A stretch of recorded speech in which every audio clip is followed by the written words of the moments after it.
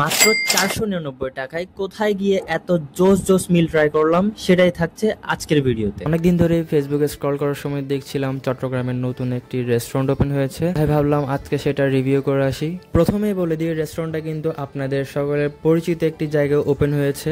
So আর না পেঁচিয়ে বলেই দিই, রেস্টুরেন্টের এক্সাক্ট লোকেশন হচ্ছে 2 নং গেট চিলক্সের বিল্ডিং এর 5th ফ্লোরে। তো ফাইনালি আমরা চলে আসছি লোন স্টার স্টেক হাউসে, যেখানে এখন 499 টাকায় কিছু জোস জোস মিল দেওয়া হচ্ছে। এটি মূলত স্টেকের জন্য ফেমাস বেশি। প্রথমে রেস্টুরেন্টে প্রবেশ করে তাদের ইন্টেরিয়র থেকে শুরু করে তারা তাদের অ্যাস্থেটিকটা কিন্তু খুব ভালোভাবেই মেনটেন করেছে। রেস্টুরেন্টে ঢুকেই আর বেশি দেরি করিনি। 499 টাকায় তাদের এখানে মোটামুটি বেশ কয়েকটি মিল ছিল। সো তার মধ্যে 2টি মিল আমি অর্ডার করে দিই। সত্যি বলতে কিন্তু তাদের সার্ভিস আমার একদমই ভালো লাগেনি, কারণ তাদের খাবার আসতে অনেক বেশি লেট হয়েছে, অলমোস্ট 30 মিনিটস টু 40 মিনিটস মতো। সো বুঝতে পারছেন, অনেক বেশি বোর হয়ে গিয়েছিলাম। অনেকক্ষণ ওয়েট করার পর আমাদের মিলটি ফাইনালি চলে আসলো।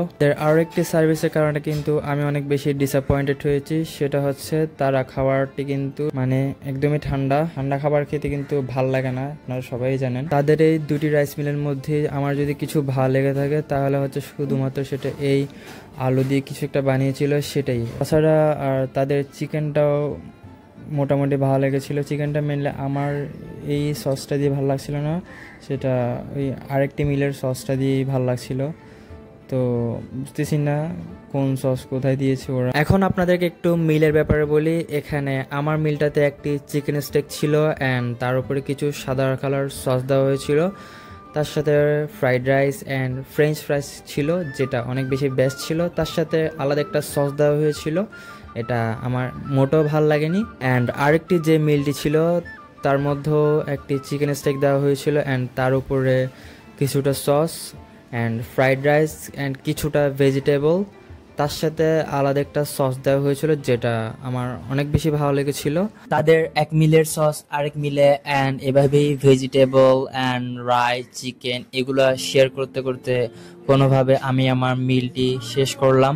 মিলটি এতটাই টেস্টি ছিল যে আমার পেটুক ফ্রেন্ডও এই মিলটি শেষ করতে পারলো না, যে কিনা একবার খাওয়ার খেলে আর প্লেটটাও ধোয়া লাগে না। সব মিলে আজকে আমার অনুভূতিটা আপনারা নিজেরাই দেখতে পারছেন। আমার ব্যক্তিগতভাবে মনে হয়েছে যে আমরা যদি এখানে না খেয়ে চিলক্সে খেতাম তাহলে অনেক বেশি ভালো হতো। আজকের ভিডিওটাতে আমি আমার একদম অনেস্ট রিভিউটাই দেওয়ার ট্রাই করেছি। তো এটাই ছিল আজকের ভিডিও। আশা করি আপনাদের ভালো লেগেছে। ভিডিওটা যদি আপনাদের উপকার আসে বা ভালো লাগে তাহলে অবশ্যই লাইক কমেন্ট এবং শেয়ার করবেন, আর অবশ্যই সাবস্ক্রাইব বা ফলো করতে ভুলবেন না, যাতে নতুন ভিডিও আপনারা মিস না করেন। ততক্ষণের জন্য ধন্যবাদ সবাইকে। আল্লাহ হাফেজ।